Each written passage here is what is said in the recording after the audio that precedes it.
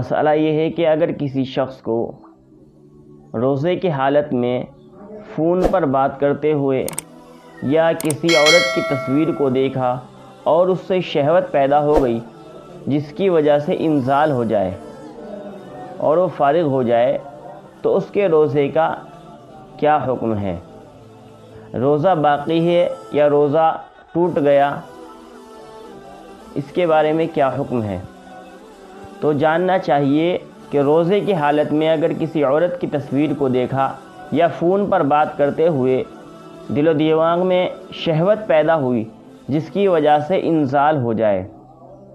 ہاتھ کا استعمال نہ کیا جائے، اپنی اس کو رانوں سے یعنی ٹانگوں پہ اس کو نہ رگڑا ہو، عضو مخصوص کو نہ رگڑا ہو، ایسے ہی ہاتھوں کا استعمال نہ کیا ہو، صرف بات کرنے کی وجہ سے یا تصویر دیکھنے کی وجہ سے شہوت پیدا ہو گئی اور اس سے انزال ہو گیا، تو اس سے روزہ فاسد نہیں ہوگا۔ اور اگر ہاتھ کا بھی استعمال کیا، مشت زنی کی اور اس کی وجہ سے انزال ہو گیا، تو اس سے روزہ فاسد ہو جائے گا اور صرف قضا لازم ہوگی، اس کو بعد میں اس کے بدلے میں ایک روزہ رکھنا ضروری ہوگا۔ لیکن ایک بات اور جاننی چاہیے کہ روزے کی حالت میں